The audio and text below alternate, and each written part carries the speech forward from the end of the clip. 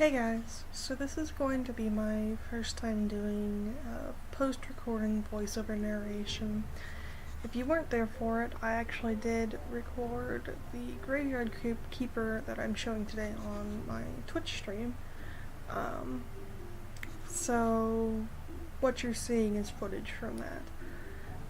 I thought what I would do is I'd kind of go through and give everyone a little bit of an idea of what the first week playing Graveyard Keeper is like. Just because I know that I've seen a whole bunch of people struggling with it and having a hard time with it and trying to figure out what they need to do. So most of what this first day is going to be story stuff, but I'll go over it a little bit with you. So you saw the opening cutscene, and now we're a Graveyard Keeper. And right now we're talking to Jerry the Skull. And he's going to talk a little bit about general duties. The bell you just heard is a sound you'll get to know really well. But I'll chime back in when I have stuff to say or tips to give.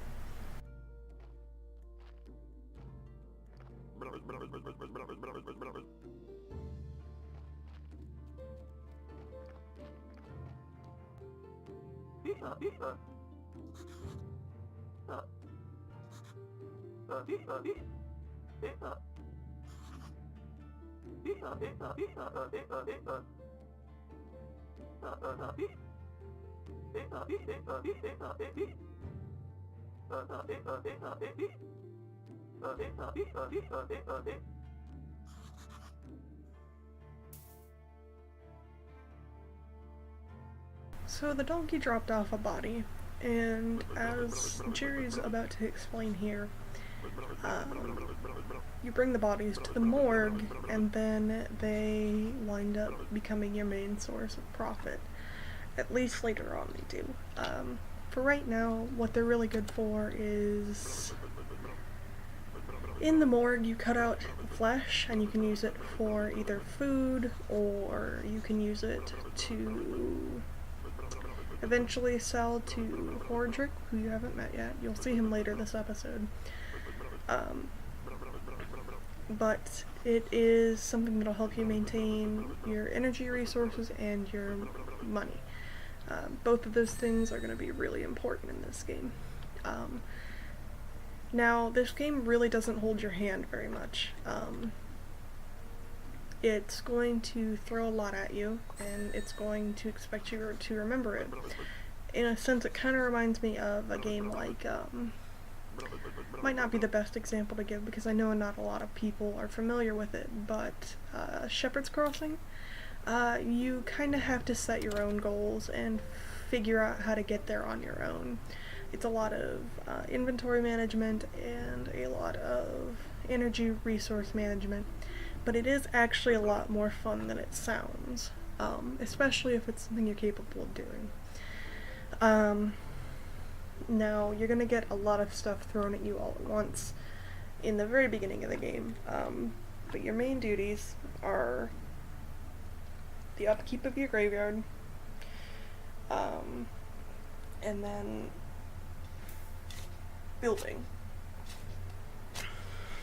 And I don't think I'm going to show it in this episode, but you will see it before the week is out, that one of the most important things that you can do early on in the game is to open up the bridge to the west of your house so you have access to more iron.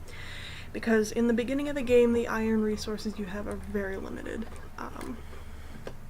But again, that'll be something I'll get more into when it comes around. For right now, we'll talk to the bishop, and he'll talk to us a little bit about graveyard management.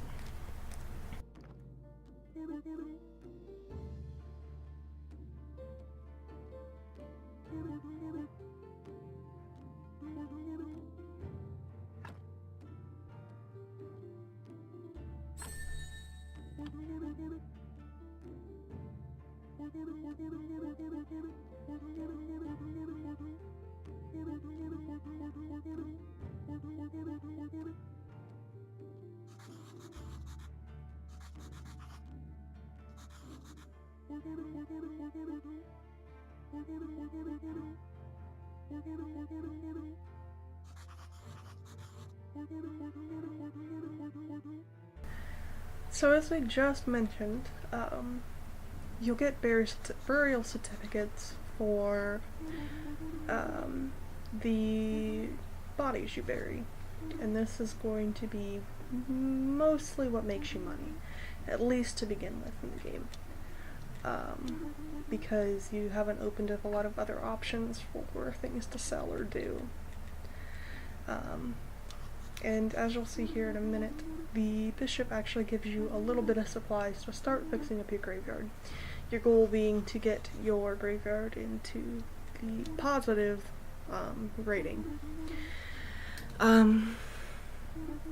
This is actually pretty easy to do. It didn't take me as long as I thought it was going to because I was very overwhelmed to begin with. This is also going to address technologies, which I'll go into here in a moment. As you can see, we've got a really expansive technology map. It's almost like the sphere grid in Final Fantasy X, where you'll look at it and you'll be overwhelmed. But this is what's going to give you the recipes for most of the things that you need. And the easiest way to figure out a way towards the goals that you have to complete is to look at your recipe list and see what prerequisites it has, or look at an item that you need and see what prerequisites it has that you need to fulfill in order to get towards making that item. Another good example is, you'll see this a lot later when I start working on the bridge, where what I do is I'll go in and I'll see what technologies I need to get certain supplies for the bridge, specifically planks and that kind of thing. But right now I'm working on using up the little bit of energy on repairing the graveyard and starting to get that rating up some.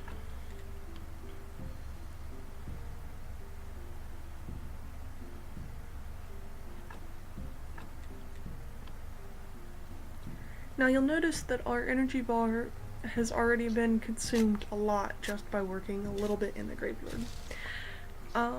I don't think there's a way to expand your energy bar. I haven't found one yet.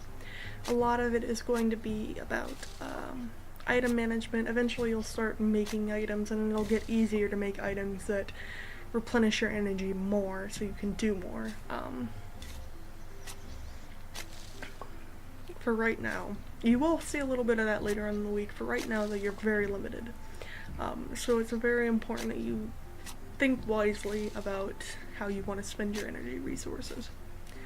Now you can see I'm digging up twigs here, and you're probably thinking, well, that seems like a waste of energy. That's actually one of the biggest things I would recommend early on in the game, is finding twigs to dig up, because for right now that's going to be your main source of firewood.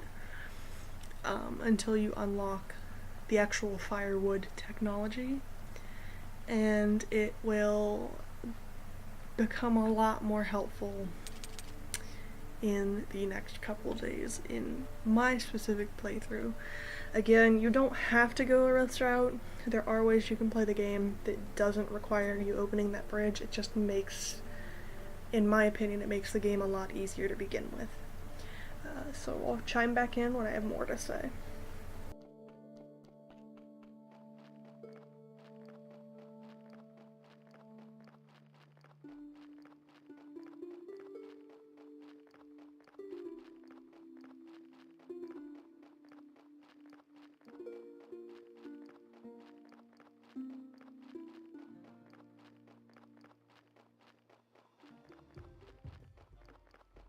Now you'll notice that it takes quite a while to get pretty much anywhere in the game, and as you progress in the game it will take less time to get to places. There are shortcuts that you can open, but it's a good idea to plan around how much time it takes in the early game.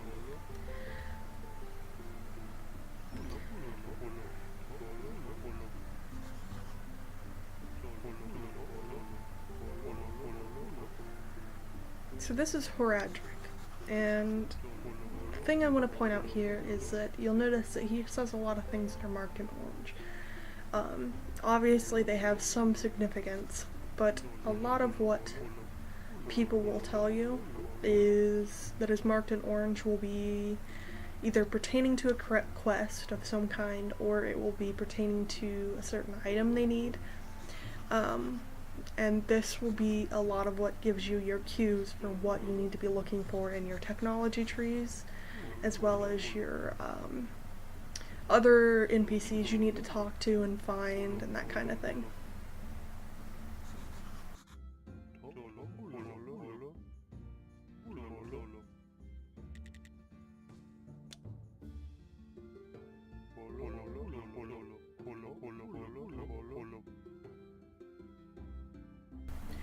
Another thing you might notice, since Horadric just mentioned it, is that you can get a town pass from either the Inquisitor, or you can get it from just purchasing one.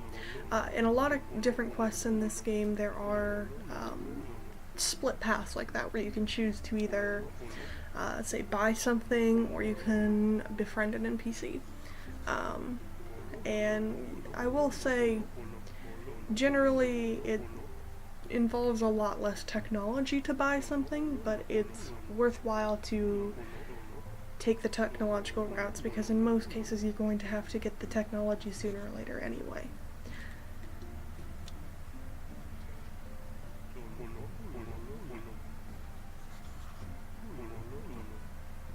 So you'll notice he just pointed us in the direction of a different NPC. This is not something that typically happens, but it happens a lot in the very first part of the game. And it's mostly just to encourage you to go find the other NPCs. I would definitely encourage you to, not necessarily in your first week, but once you've been playing and you're looking for things to do, go seek out the rest of the NPCs, because a lot of times they'll have either interesting things you can buy, they'll have interesting dialogue, they'll have quests, that kind of thing.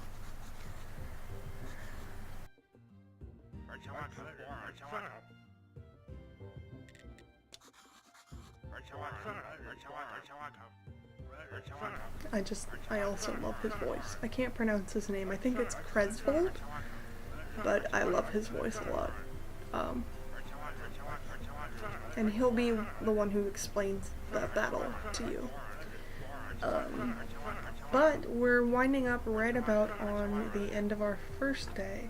So if you're interested in seeing more of the series, day 2 will be coming out tomorrow. And thanks so much for watching. Feedback is appreciated, and hope to see you guys tomorrow. Alright, bye guys.